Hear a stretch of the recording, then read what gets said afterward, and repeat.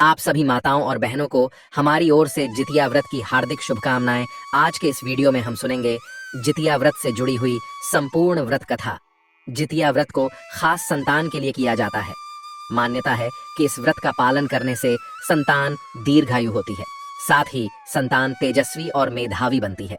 इस व्रत को संतान के लिए किया जाता है, इसलिए यह जितिया व्रत सभी माताओं और बहनों के लिए अति आवश्यक है। मेरी माताओं एवं बहनों, शास्त्रों के मुताबिक जो महिला जितिया का व्रत रखती है उसकी संतान की रक्षा स्वयं भगवान श्री कृष्ण करते हैं। इसीलिए इस व्रत का कुछ खास ही महत्व माना गया है। जितिया व्रत को जीवित पुत्रिका व्रत के नाम से भी जाना जाता है। पूर्वांचल में मनाया जाने वाला जितिया पर्व बहुत ही महत्वपूर्ण माना गया है। शास्त्रों में इसका उल्लेख किया गया है।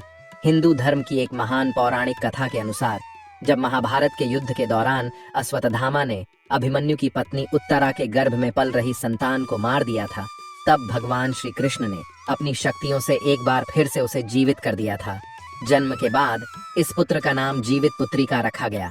माना जाता है कि इसी के बाद से जितिया यानी कि जीवित पुत्रिका व्रत रखने की परंपरा शुरू हुई थी। हर साल जीवित पुत्रिका व्रत अश्विनी माह के कृष्ण पक्ष की अष्टमी तिथि के दिन रखा जाता है। इस दिन पितृपक्ष की अष्टमी तिथि का श्राद्ध भी किया जाता है।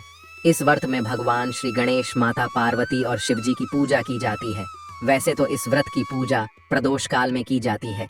अगर मेरी प्यारी माताएं व बहनें किसी कारणवश यह व्रत पहले करना चाहती हैं तो ध्यान रखें कि राहु काल का समय ना हो, तभी आप पूजा करें और पूरे सच्ची श्रद्धा भाव से कथा अवश्य सुने, क्योंकि व्रत कथा सुने बिना कोई भी व्रत पूर्ण नहीं माना जाता है और ना ही हमें उसका पुण्य फल मिलता है। तो चलिए मित्रों, जितिया व्रत के पीछे की एक महान कथा को सुनते हैं। चलो हम आपको भगवान गणेश जी की कहानी सुनाते हैं। बोलिए गणपति बप्पा मोरिया। एक बार गणेश जी महाराज एक सेठ के खेत में से जा रहे थे तो उन्होंने 12 दाने अनाज के उस खेत से तोड़ लिए।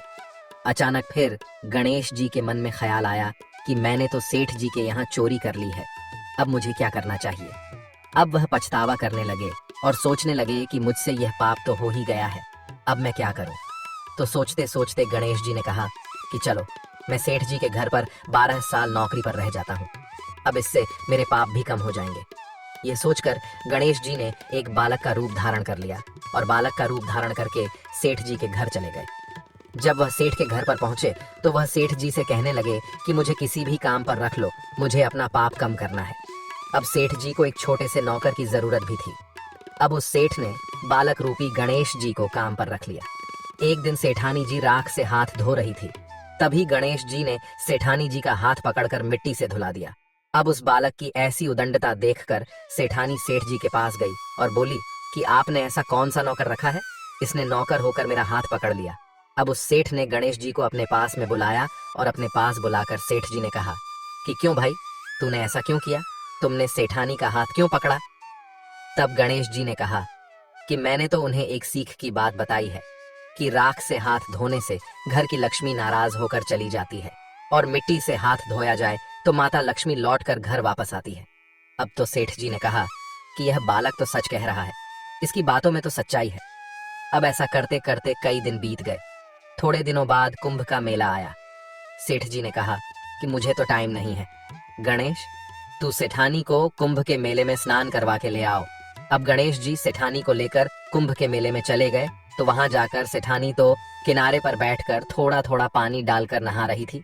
तभी गणेश जी ने उसका हाथ पकड़ा और आगे ले जाकर डुबकी लगवाकर वापस ले आए। अब तो घर आकर सेठानी ने सेठ से कहा कि गणेश जी ने तो मेरी इज्जत ही नहीं रखी, इतने सारे लोग थे, उनके बीच में मुझे घसीट कर पानी में आगे ले गया और मुझे कई डुबकी लगवाई। अब तो सेठ जी ने फिर गणेश जी को बुलाया और कहा भाई तूने ऐसा क्यों किया, तूने अपनी सेठानी को पानी में डुबकी क्यों लगवाई। तब गणेश जी ने कहा कि सेठानी जी तो गंदे पानी से किनारे पर बैठकर नहा रही थी, तो मैं उनको आगे ले जाकर अच्छे पानी में डुबकी लगवा कर लाया हूँ, इससे अगले जन्म में बहुत बड़े राजा और राजपाट मिलेंगे। अब सेठ जी ने सोचा कि गणेश तो सच कह रहा है और सेठ ने उसे और कुछ नहीं कहा। एक दिन सेठ जी के घर में पूजा पाठ हो रही थी, हवन हो रहा था। तभी सेठ जी हवन पर बैठे थे और उन्होंने गणेश जी से कहा कि जाओ सेठानी को बुला कर लाओ। जैसे ही गणेश जी सेठानी को बुलाने अंदर गए तो सेठानी तो काली चुनरी ओढ़कर तैयार होकर गणेश जी के साथ चलने लगी। तभी गणेश जी ने उस चुनरी को उतार कर फाड़ दिया और कहा कि लाल रंग की चुनरी ओढ़ के सेठ जी के पास चलो। अब सेठानी जी नाराज हो गई और उन्होंने गणेश जी के साथ आने से मना कर दिया और वह अपने कमरे में ही सो गई। उधर हवन पर बैठे हुए सेठ जी सेठानी का इंतजार कर रहे थे। काफी देर हो चुकी थी, सेठानी जी बाहर नहीं आई। तब सेठ जी उठकर स्वयं अंदर गए तो देखा तो सेठानी जी सो रही थी। अब सेठ जी के आते ही सेठानी उठकर खड़ी हो गई। फिर सेठ जी ने कहा कि क्या बात है, तुम सो क्यों रही थी? तभी सेठानी जी बोली कि आज तो गणेश जी ने हद ही कर दी, मेरी चुनरी फाड़ दी। इसके बाद फिर सेठ जी ने गणेश जी को बुलाकर बहुत डांटा और कहा कि तुम बहुत बदमाशी करते हो, सेठानी के साथ ऐसा मत किया करो। तब गणेश जी ने कहा कि पूजा पाठ में काले रंग का वस्त्र नहीं पहनते, इसलिए मैंने तो सिर्फ लाल वस्त्र पहनने के लिए बोला था। काला वस्त्र पहनने से कोई भी शुभ काम सफल नहीं होता। तो फिर सेठ जी ने सोचा कि गणेश जी हैं तो समझदार। ऐसा करते करते कई दिन बीत गए। एक दिन सेठ जी के घर पर गणेश भगवान की पूजा थी। तब पंडित जी ने सेठ जी से कहा कि वह तो भगवान गणेश जी की मूर्ति लाना भूल ही गए हैं, अब क्या करेंगे? तभी गणेश जी बोले कि मेरे को ही मूर्ति बनाकर विराजमान कर लो, आपकी पूजा सफल हो जाएगी, आपके सारे काम सफल हो जाएंगे। अब उस गणेश की यह बात सुनकर सेठ जी को बहुत ही गुस्सा आया और वह बोले कि अब तक तो तुम सेठानी से ही मजाक करते थे, वहां तक तो ठीक था, लेकिन अब तो तुम मुझसे भी मजाक करने लगे हो। अब गणेश जी बोले कि मैं मजाक नहीं कर रहा हूँ, मैं तो सच कह रहा हूँ। ऐसा कहते ही गणेश जी ने अपना असली रूप धारण कर लिया। अब क्या था, सेठ और सेठानी तो देखते ही रह गए। फिर उन्होंने गणेश जी की पूजा शुरू की। पूजा खत्म होते ही गणेश जी तो वहां से अंतर्ध्यान हो गए। अब सेठ और सेठानी को बहुत ही अफसोस हो रहा था कि इतने सालों से हमारे पास गणेश जी रह रहे थे और हमें पता ही नहीं चला, अनजाने में हमने उनसे कितना काम करवाया। ऐसा सोचते सोचते सेठ जी तो बहुत ही दुखी हो गए। अब गणेश जी ने रात को सेठ के सपने में आकर सेठ जी से कहा कि सेठ जी, आपके खेत से मैंने 12 साल पहले 12 अनाज के दाने तोड़ लिए थे। उसी का कर्ज उतारने के लिए मैंने आपके घर 12 सालों तक नौकरी की थी। आपको अफसोस करने की कोई जरूरत नहीं है, आज से तुम्हारे घर में किसी भी चीज की कमी नहीं रहेगी। इस प्रकार से गणेश जी के आशीर्वाद से सेठ और सेठानी पुत्रवान और धनवान हो गए। हे गणेश भगवान, जैसी कृपा आपने सेठ और सेठानी पर की, वैसी ही कृपा हम सब पर भी करना। बोलो गणेश गजानन की जय। मित्रों, चलो अब सुनते हैं जितिया व्रत की दूसरी कथा। मित्रों, एक समय की बात है, सेमर के पेड़ पर एक चील रहती थी और पास की झाड़ी में एक सियारिन भी रहती थी। अब कुछ दिनों में ही दोनों में गहरी दोस्ती हो जाती है। दोनों आपस में खूब बातें करते थे और चील को जो कुछ भी खाने को मिलता था उसे लेकर कुछ हिस्सा सियारिन को अवश्य देती थी। सियारिन भी चील का खूब ध्यान रखती थी। इसी तरह दोनों का जीवन आनंद से कट रहा था। एक बार वन के पास गांव में औरतें जितिया व्रत की पूजा की तैयारी कर रही थीं, तो चील उन्हें बड़े ही ध्यान से देख रही थी। अब उसने अपनी प्यारी सखी सियारिन को भी यह बताया, तो यह सुनकर दोनों की इच्छा हुई कि चलो वहां पर जाकर देखते हैं कि वह महिलाएं क्या कर रही हैं। तो दोनों यह सोचकर वहां पर दोनों गए और ध्यान से उन महिलाओं को देखते रहे कि कैसे पूजा पाठ की, और उसके बाद में व्रत कथा कही और सुनी जाती है। सारी पूजा पाठ को उन दोनों ने बड़ी ही गौर से श्रद्धा पूर्वक देखा और सुना। बाद में उन दोनों ने निश्चय किया कि हम भी यह व्रत करेंगे। तो यह निश्चय करके सियारिन और चील ने व्रत रख लिया। बड़ी निष्ठा और लगन से दोनों ने व्रत रखा।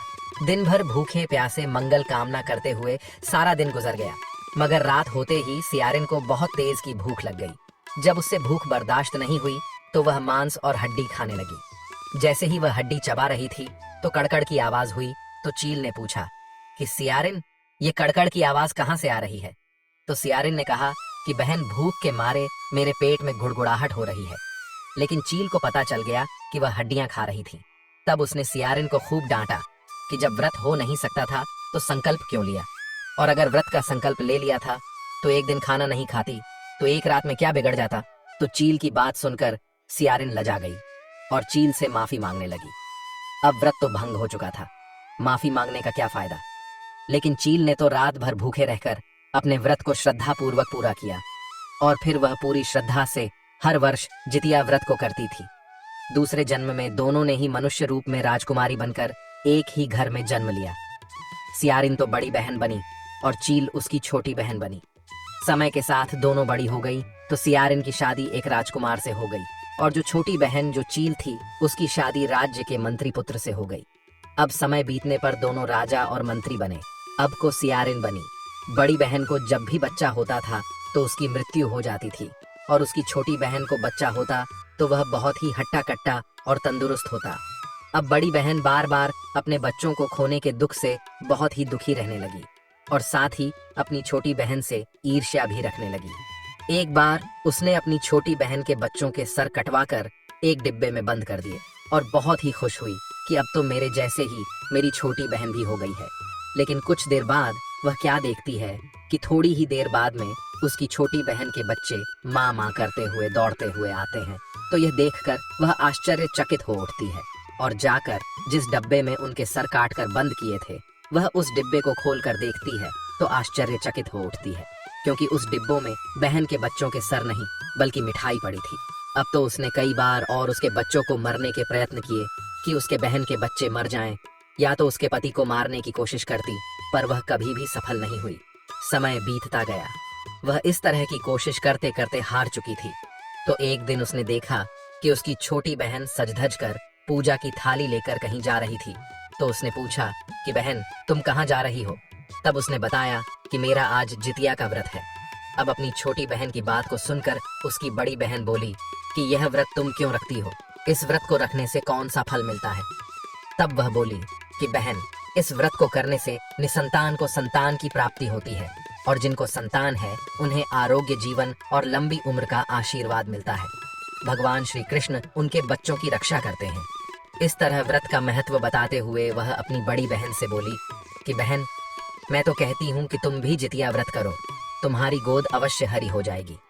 अब तो अपनी छोटी बहन के मुख से ऐसी बात सुनकर उसे अपनी भूल का आभास हो गया कि मेरी छोटी बहन मेरी सूनी गोद की परवाह करती है, मैं उसी की गोद को उजाड़ने पर तुली हूँ। वह हाथ जोड़कर रोकर अपनी बहन से माफी मांगने लगी। अब उसकी छोटी बहन ने उसे माफ कर दिया और उसे अपने साथ पूजा करने के लिए ले गई और वहां जाकर जितिया व्रत की विधि विधान से पूजा की और व्रत रखवाया। व्रत कथा सुनी। व्रत के प्रभाव से रानी ने 9वें महीने में बहुत ही सुंदर पुत्र को जन्म दिया। फिर दोनों बहनें हंसी खुशी रहने लगी और हर साल जितिया व्रत रखने लगी। मित्रों, चलो अब जितिया व्रत की तीसरी कथा को सुनते हैं। गंधर्व के राजकुमार का नाम जीमूत वाहन था। वे बड़े उदार और परोपकारी थे। जीमूत वाहन के पिता ने वृद्धावस्था में वानप्रस्थ आश्रम में जाते समय इनको राज सिंहासन पर बैठाया, किंतु इनका मन राजपाट में बिल्कुल भी नहीं लगता था। तो अपने राज्य का भार अपने भाइयों पर छोड़कर स्वयं वन में अपने पिता की सेवा करने के लिए चले गए। एक दिन वन में जीमूत वाहन की मुलाकात मलव नामक राजकन्या से हुई और दोनों में प्रेम हो गया। एक दिन जब वन में दोनों घूम रहे थे तो जीमूत वाहन काफी आगे निकल गए। तब उन्हें एक वृद्ध महिला विलाप करते हुए दिखाई दी। अब तो इस तरह उसे रोते बिलखते देखकर जीमूत वाहन उसके पास गए और रोने का कारण पूछा। तो वृद्ध महिला ने रोते हुए बताया कि मैं नाग वंश की स्त्री हूँ, मेरे इकलौता पुत्र है और पक्षीराज गरुड़ के प्रकोप से मुक्ति दिलाने के लिए नागों ने यह निर्णय लिया था कि रोजाना वह गरुड़ के पास एक नाग भेजते रहेंगे। तो आज मेरे पुत्र शंखचूड़ की बलि का दिन है। आज मेरे पुत्र का जीवन संकट में है और थोड़ी ही देर बाद मैं पुत्र विहीन हो जाऊंगी। एक स्त्री के लिए इससे बड़ा दुख क्या होगा कि उसके जीते जी उसका पुत्र ना रहे। तो इस तरह बताते हुए वह बूढ़ी औरत बुरी तरह से विलाप करने लगी। जीमूत वाहन को यह सुनकर बहुत ही दुख हुआ। तभी उन्होंने उस वृद्ध महिला को आश्वासन देते हुए कहा कि डरो मत, मैं तुम्हारे पुत्र के प्राणों की रक्षा अवश्य करूंगा। आज मैं उसके स्थान पर खुद को लाल कपड़े में ढककर वंदे शिला पर लेट जाऊंगा ताकि गरुड़ मुझे खा जाए और तुम्हारा पुत्र बच जाए। इतना कहकर जीमूत वाहन ने शंखचूड़ के हाथ से लाल कपड़ा ले लिया और उसे स्वयं पर लपेटकर गरुड़ को बलि देने के लिए चुनी गई जो जगह थी वंद्य शिला, उस पर लेट गए। नियत समय पर गरुड़ जी बड़े ही वेग से वहां पर आए और लाल कपड़े में ढके हुए जीमूत वाहन को पंजे में दबोचकर प्रहार की ओर चले गए और पहाड़ के शिखर पर जाकर बैठ गए। गरुड़ ने अपनी कठोर चोंच से उस पर पहाड़ किया। जीमूत वाहन के शरीर से बड़ा सा मांस का हिस्सा नोच लिया। इसकी पीड़ा से जीमूत वाहन की आंखों से आंसू बह निकले और वह दर्द से कराहने लगे। अपने पंजे में जकड़े प्राणी की आंखों में आंसू और मुंह से कराह सुनकर गरुड़ बड़े ही आश्चर्य में पड़ गए, क्योंकि ऐसा पहले कभी नहीं हुआ था। तो उन्होंने जीमूत वाहन से उनका परिचय पूछा। तो जीमूत वाहन ने अपना सारा किस्सा कह सुनाया और साथ ही यह भी बताया कि एक स्त्री के पुत्र की रक्षा के लिए मैं अपने प्राणों की बलि देने के लिए आया हूँ। आप मुझे खाकर अपनी भूख शांत करें। यह सुनकर गरुड़ उनकी बहादुरी और दूसरे की प्राण रक्षा के लिए स्वयं का बलिदान देने की हिम्मत से बहुत ही प्रभावित हुए। उन्हें स्वयं पर पछतावा होने लगा और वह सोचने लगे कि एक मनुष्य है जो दूसरे के पुत्र की रक्षा के लिए स्वयं बलि दे रहा है, और एक मैं हूं जो देवों के संरक्षण में हूं, किंतु दूसरों की संतान की बलि ले रहा हूं। उन्होंने जीमूत वाहन को तुरंत मुक्त कर दिया और कहने लगे कि हे उत्तम मनुष्यों में तुम्हारी भावना और त्याग से मैं बहुत ही प्रसन्न हूँ। मैंने तुम्हारे शरीर पर जो घाव किए हैं मैं उन्हें तुरंत ठीक कर देता हूँ। तुम अपनी प्रसन्नता के लिए मुझसे कोई वरदान मांग सकते हो। तो गरुड़ की यह बात सुनकर राजा जीमूत वाहन ने कहा कि हे पक्षीराज, आप तो सर्वसमर्थ हैं। यदि आप प्रसन्न हैं और वरदान देना चाहते हैं तो आप सर्पों को अपना आहार बनाना छोड़ दें। आपने अब तक जितने भी प्राण लिए हैं उनको जीवन दान प्रदान करें। तो गरुड़ ने सबको जीवन दान दे दिया और नागों की बलि ना लेने का वरदान भी दिया। इस प्रकार जीमूत वाहन के साहस से नाग जाति की रक्षा हुई। गरुड़ ने कहा, तुम्हारी जैसी इच्छा वैसा ही होगा। हे राजा, जो स्त्री तुम्हारे इस बलिदान की कथा सुनेगी और विधिवत पूर्वक व्रत का पालन करेगी, उसकी संतान मृत्यु के मुख से भी निकल आएगी। तभी से पुत्र की रक्षा हेतु जीमूत वाहन की पूजा की प्रथा शुरू हो गई। यह कथा माना जाता है कि कैलाश पर्वत पर भगवान शंकर ने माता पार्वती को सुनाई थी। जीवित पुत्रिका के दिन भगवान श्री गणेश, माता पार्वती जी और शिव जी की पूजा ध्यान के बाद में व्रत कथा अवश्य सुननी चाहिए। मित्रों, अब हम सुनेंगे जितिया व्रत की तीसरी कथा। यह कथा महाभारत काल से जुड़ी हुई है। जब महाभारत का युद्ध हुआ था, उसके बाद में अपने पिता की मृत्यु के बाद में अश्वत्थामा बहुत ही नाराज थे और उनके अंदर बदले की आग जल रही थी। बदला लेने के लिए अश्वत्थामा ने पांडवों के शिविर में घुसकर वहां पर 5 सोए हुए लोगों को पांडव समझकर मार दिया, लेकिन वे सभी द्रौपदी की 5 संतानें थीं। उसके इस अपराध के कारण अर्जुन ने उसे बंदी बना लिया और उसकी दिव्य मणि भी छीन ली, जिसके फल स्वरूप अश्वत्थामा ने उत्तरा की अजन्मी संतान को गर्भ में मारने के लिए ब्रह्मास्त्र का उपयोग किया, जिसे निष्फल करना नामुमकिन था। उत्तरा की संतान का जन्म लेना भी बहुत ही जरूरी था। ब्रह्मास्त्र के प्रयोग से उत्तरा का पुत्र उसकी कोख में ही मर गया। इसीलिए भगवान श्री कृष्ण ने अपने सभी पुण्यों का फल उत्तरा की अजन्मी संतान को देकर उसको गर्भ में ही पुनः जीवित कर दिया। गर्भ में मरकर जीवित होने के कारण उसका नाम जीवित पुत्री का पड़ा और आगे जाकर यही राजा परीक्षित बना। तभी से इस व्रत को बड़ी ही श्रद्धा पूर्वक किया जाता है। आशा करते हैं कि आपको हमारे द्वारा सुनाई गई कथा पसंद आई होगी। अगर आपको वीडियो पसंद आया हो तो इस वीडियो को लाइक करें, साथ ही इस चैनल को सब्सक्राइब भी अवश्य करें। मित्रों, आपका इस वीडियो को अंत तक देखने के लिए दिल से धन्यवाद।